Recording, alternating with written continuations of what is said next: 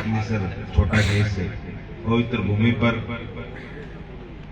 जन आंदोलन के अंदर अपना कीमती समय देने वाले तमाम पिता तुल्य बुजुर्ग नौजवान साथियों और क्रांतिकारी साथियों का मैं साधुवाद ज्ञापित करता हूं कि लगातार लंबा समय आपने इस मीटिंग के लिए लोकसभा विधानसभा के उपचुनाव के अंदर प्रत्याशी बड़े भाई लालचंद जी मूड के समर्थन में आयोजित जनसभा के अंदर आपने दिया।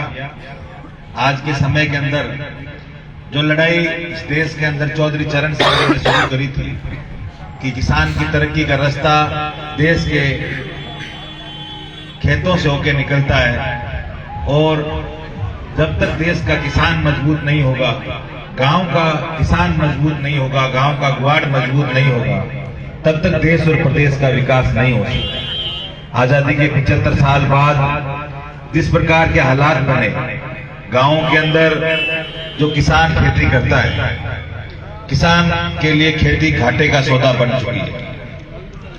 आज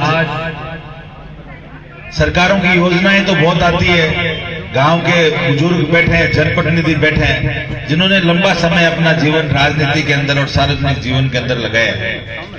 मुख्यमंत्री और प्रधानमंत्री जनता की योजनाओं के नाम पर करोड़ों अरबों रुपए देते हैं, लेकिन पोस्टर के अंदर जब चाहे मोदी की फोटो हो चाहे अशोक गहलोत की फोटो, पोस्टर के अंदर जब योजनाएं देखते हैं तो बहुत अच्छी लगती है, बहुत सुंदर लगता है कि वास्तव में हमारे राजस्थान के अंदर ऐसी ऐसी योजनाएं हैं। लेकिन जब धरातल पर जाते हैं तो योजनाओं के नाम पर सिर्फ और सिर्फ भ्रष्टाचार मिलता है। गांव के अंदर मिलने वाले राशन से लेकर हॉस्पिटल में मिलने वाली निःशुल्क जांचों से स्कूलों में मिलने वाली शिक्षा और विकास के नाम पर होने वाले काम, सब के अंदर पूर्ण रूप से भ्रष्टाचार की बहुत बड़ी बू आती है। राजीव गांधी देश के प्रधानमंत्री ने कहा था कि मैं 1 रुपए भेजता हूं तो नीचे 10 पैसे पहुंचते हैं, और लगातार लंबे समय पर आजादी के 75 साल बाद सारे नेताओं ने मिलकर ऐसा प्रयास किया कि ऊपर से 1 रुपया आता है तो शायद ही यहाँ पर 1 पैसे से ज्यादा पहुंचता है, बाकी सारा का सारा पैसा बीच में चला जाता है। आज हमें सोचने की जरूरत है कि कैसे गांव का विकास हो, ग्रामीण का विकास हो। हमने जिन नेताओं को चुना ये वीर भूमि है। हिंदुस्तान की सीमा ने जब सिर मांगा, पहला सिर शेखावाटी ने दिया। यहाँ के नौजवानों का उबलता रक्त मातृभूमि की रक्षा के लिए हमेशा समर्पित रहा। ये वीरों की भूमि है। यहाँ पर चौधरी दौलत राम जी सारण, चौधरी कुंभाराम जी आर्य, चौधरी हरजी राम जी सारण, बहुत राम जी आर्य जैसा नेता हुए जिनके नाम से मुख्यमंत्री डरा करते थे, मुख्यमंत्रियों के कदम रुकते थे, मुख्यमंत्री रुककर उनसे पूछते थे कि आप किस काम आए हो, पहले आपका काम करेंगे।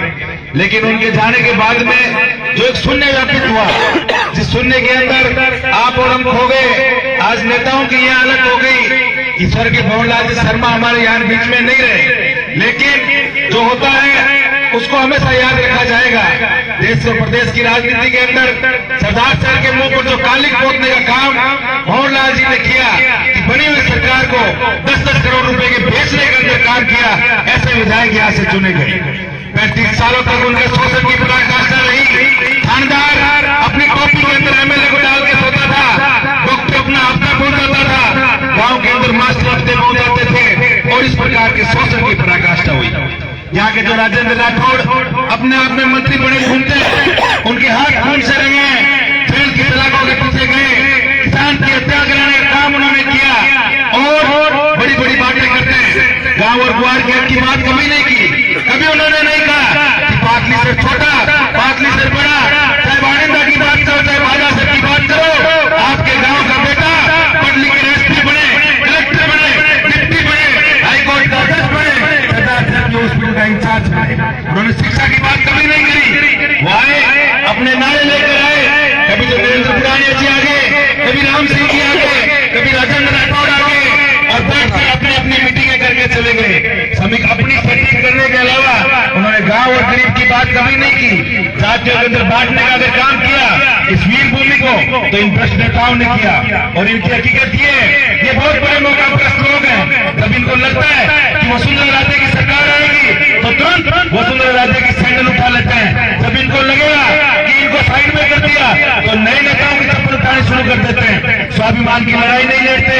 आज हमें सोचने की जरूरत है कि कैसे आज हॉस्पिटल के अंदर डॉक्टर नहीं है, स्कूलों के अंदर मास्टर नहीं है। जब तक आपका बेटा, आपका पोता बोलता, माननीय गांव के जनप्रतिनिधि बैठे, बुजुर्ग बैठे, मैं मेरा ध्यान इंगित करना चाहता हूं कि जब तक स्कूल के अंदर अंग्रेजी का, विज्ञान का, हिंदी का, साहित्य का मास्टर नहीं होगा, तब तक ये बेटे एसपी और कलेक्टर नहीं लग पाएंगे।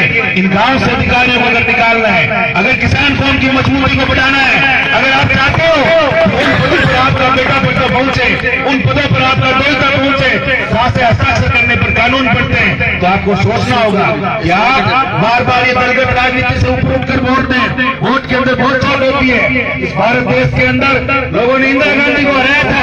इंदिरा गांधी को हराने के बाद में इंदिरा गांधी गांव गांव घूमी और उसके अंदर ठिकाने आई, तानाशाही को छोड़ा।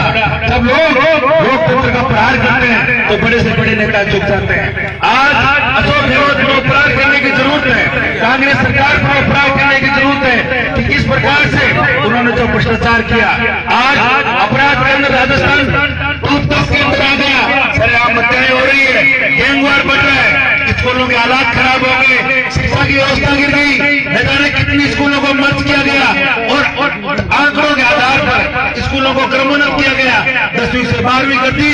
लेकिन आज स्कूलों के हालात ये कि 70% स्कूलों के मास्टरों के पद खाली पड़े हैं। आपका हमारा एक ही काम बचा है कि यहाँ से जाते हैं, जब गांव के नौजवान आवाज उठाते हैं तो बड़े बुजुर्ग उनको बैठा देते हैं कि बैठ और तो तापर है। जब तक आप नेताओं के कपड़े फाड़ना शुरू नहीं करोगे, तब तक नेताओं के हाथ पकड़ने शुरू नहीं करोगे, तब तक गांव का विकास नहीं हो पाएगा, तब तक हमारे हकों की लड़ाई नहीं लड़ पाएंगे। फांसी के फंदे को चूमने से पहले भगत सिंह ने एक बात कही थी कि मेरी मौत के बाद में देश के अंदर एक बार आजादी मिल जाएगी, लेकिन एक लंबे समय बाद में देश फिर से काले अंग्रेजों का गुलाम हो जाएगा। आज जो हालात आ गए कि ये नेता आपके साथ में जो या पार्टी की राजनीति करते हैं, राजस्थान की विधानसभा में बैठकर कांग्रेस और भारतीय जनता पार्टी के नेता एक साथ आते हैं, एक दूसरे के शादी ब्याह करना चाहते हैं और दो समझ होते हैं। मैंने अपन कही कि फलाने होटा उन्हें कौन जानो, फलाने के ब्याह में कौन जानो, फलाने प्रोग्राम में कौन जानो, गाँव की ब्याह बिगाड़ो।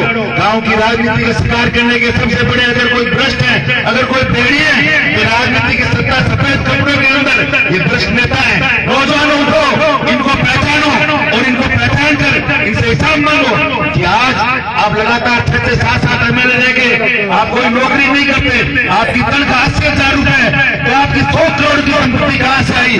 ये संपत्ति आई खेत के अंदर काम करने वाले किसान का खून चूस कर, एएन और जयन की दलाली से, खानदार की दलाली से, डिप्टी की दलाली से, हॉस्पिटलों के अंदर बैठे डॉक्टरों से हफ्ता वसूली से इन्होंने पैसे कमाए। लेकिन भूमाफिया बन गए, जमीनों पर कब्जे कर लिए और सिर्फ अपने आकाओं को खुश रखा। आज हमें जरूरत है, देश के अंदर किसानों के जो हालात हैं आपसे और हमसे छुपे हुए नहीं है। लगातार जो किसानों के खिलाफ जो काले बिल लेके आए, भाजपा सरकार की नीति के कारण किसानों को लगातार हजारों की संख्या में शहादत देनी पड़ी और जब जाकर किसानों की वापस सबकी जीत हुई।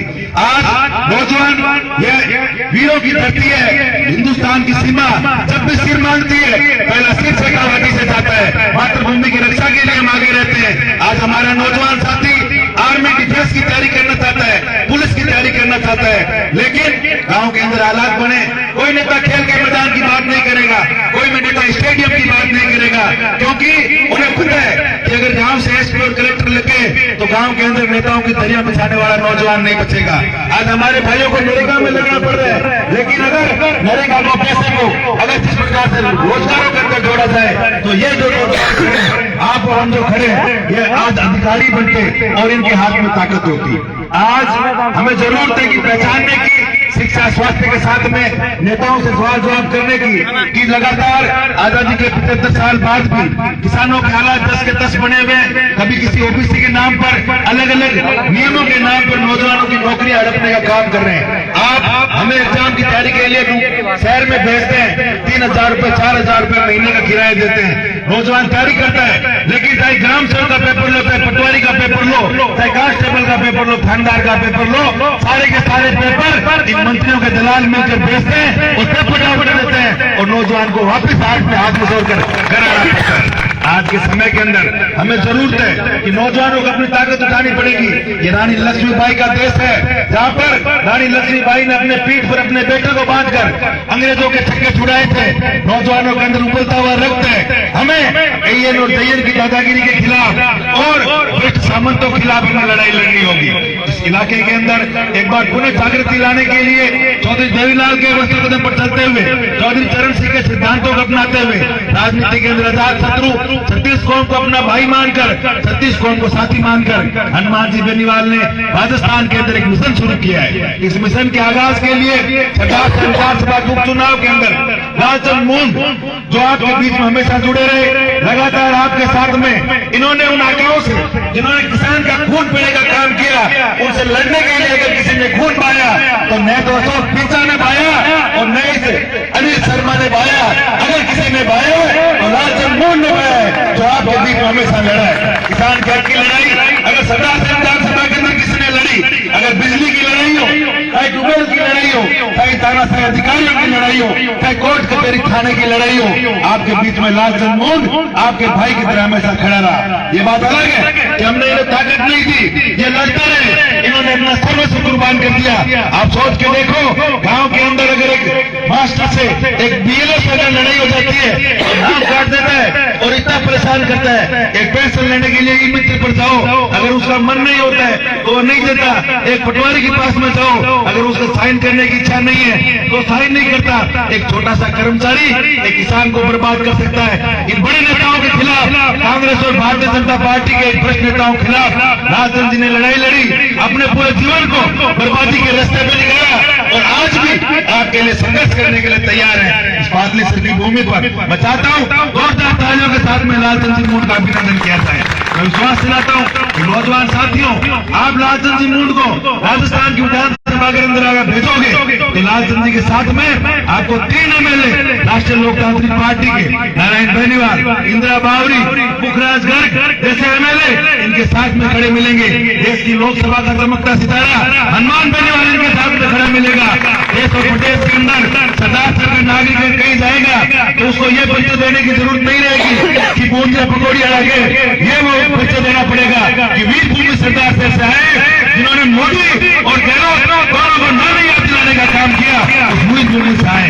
इस इलाके के अंदर पुरजोर तरीके से ग्रामीणों का समर्थन मिल रहा है। जिस दिन पर्चा भरा उस दिन से लेकर आज दिन तक लगातार लोगों का समर्थन मिलता जा रहा है। लेकिन ये जो लड़ाई है, ये घोड़ा दौड़े पटकनोते में फर्क है। लोग पूरी मजबूती के साथ में लगे। आप लोगों को मजबूती के साथ में, एक एक वोट के साथ में, जब तक आप 5-5 वोट की जिम्मेदारी नहीं लोगे, जब तक पूरी लड़ाई नहीं लड़ोगे, तब तक राजस्थान की विधानसभा के अंदर ये नहीं पहुंचेंगे। नौजवान जिम्मेदारी लें। जो बुजुर्ग बैठे हैं, बुजुर्गों को मैं कहना चाहता हूं कि आपका स्नेह और सानिध्य हमेशा हम लोगों के लिए प्रगति के पथ पर हासिल जरूरी रहेगा। जब तक आपका आशीर्वाद नहीं मिलेगा, नौजवानों की शक्ति काम नहीं करेगी, तब तक कोई भी प्रयास सफल नहीं होगा। आज लालचंद जी के समर्थन के अंदर आपके बीच में पहुंचने का मौका मिला। मैं आप सब लोगों को साधुवाद देता हूं, धन्यवाद ज्ञापित करता हूं। राष्ट्रीय लोकतांत्रिक पार्टी परिवार के तमाम पदाधिकारी, नौजवान साथी जो हमेशा मुझसे जुड़े, मैं डॉक्टर विवेक माजरा श्री डूंगरगढ़ क्षेत्र से आप लोगों के बीच में हमेशा तत्पर रहता हूं। नौजवान साथी मुझसे सारे जुड़े हैं, चाहे विश्वविद्यालय की बात हो, चाहे महाविद्यालय की बात हो, चाहे बीकानेर या जयपुर हॉस्पिटल है कोई काम हो, या बिजली विभाग का कोई काम हो, कोर्ट कचहरी थाने के अंदर हमारा एक सपना है कि किसान का साफा लगाकर जब किसान खेत में जाता है, वही अगर कलेक्टर में जाए, वही तहसीलदार के पास में जाए, वही एसडीएम के पास में जाए, तो तू तड़ाके से बात नहीं करे, अपनी कुर्सी छोड़कर खड़े हो कि गांव का किसान है, इस देश के मालिक है और हम देश के नौकर हैं। ऐसा सपना हमारा है। आज आर्मी भर्ती के अंदर जो कुठाराघात हुआ, नौजवान आर्मी की भर्ती के अंदर जाना चाहते हैं, लेकिन इस प्रकार नरेंद्र मोदी ने इस टीओटी भर्ती के नाम से नौजवानों के साथ में खिलवाड़ किया कि आर्मी भर्ती के अंदर 3 साल का नियम लगा दिया कि कोई फौजी 3 साल से ज्यादा नौकरी नहीं कर पाएगा। इस प्रकार की भर्तियां ला ताकि किसान को कमजोर कैसे करें। आपको सब पता है कि पीछे को बेटो कभी फौजी कौन बने, अनिल शर्मा को बेटो फौजी कौन बने, गौरलाल को बेटो फौजी कौन बने, फौजी बनी तो गांव और ग्वाड़ का बेटा बनेगा, जिसके अंदर मातृभूमि के लिए सम्मान होगा। और ऐसे नौजवानों को रोकने के लिए सरकार ने जो काम किए वहां भी संदेश देना है कि सरदार से विधानसभा के उपचुनाव से देश दिल्ली की नजर इस पर टिकी है। आने वाले समय का जो 2023 का उपचुनाव है इसकी रणभेरी सरदार से विधानसभा से बजेगी। अगर लालचंद मोहन जीता है तो प्रधानमंत्री नरेंद्र मोदी भी प्रधानमंत्री कार्यालय में जिस दिन घुसेगा 8 तारीख को जब अखबार पढ़ेगा तो वो पूछेगा कि सरदार से सीट का परिणाम क्या है। मोदी के मुंह पर अगर सरदार से का नाम लाना है, अगर किसान का नाम लाना है, किसान नेताओं का नाम लाना है, चौधरी चरण सिंह जी का नाम लाना है, देवीलाल का नाम लाना है, हनुमान बेनीवाल का नाम लाना है तो लालचंद मोहन को जिताना होगा। लालचंद मोहन को राजस्थान की विधानसभा के अंदर भेजना होगा। और अशोक गहलोत जो पत्थर का तो फिरे इन्होंने छूटा चाहते तो फिरे, एक राहुल गांधी जो गाँव सरकार माध्यम में फिर रहे, जो लोगों ने बरगला रहे, पिछली बार बरगलाया था हमें कि 15 लाख रुपए आपके खाते के अंदर जाएंगे। भारतीय जनता पार्टी ने और कांग्रेस पार्टी ने कि आपका 10 दिन के अंदर कर्जा माफ होगा। आज किसानों के अंदर चाहे बैंक ऑफ बड़ौदा की बात हो, चाहे पंजाब नेशनल की बात हो, सारी बैंकें किसान की जमीन कुर्की की तरफ चली है। वो सारे वादे झूठे करते हैं, लेकिन अगर आप लालचंद मोहन को जिता के भेजते हो तो उनको पता होगा कि राजस्थान की जमीन ने करवट ली है। एक बार पुनः मैं आप सबको साधुवाद देता हूँ, धन्यवाद ज्ञापित करता हूँ। राम राम साहब, जय हिंद, जय भारत।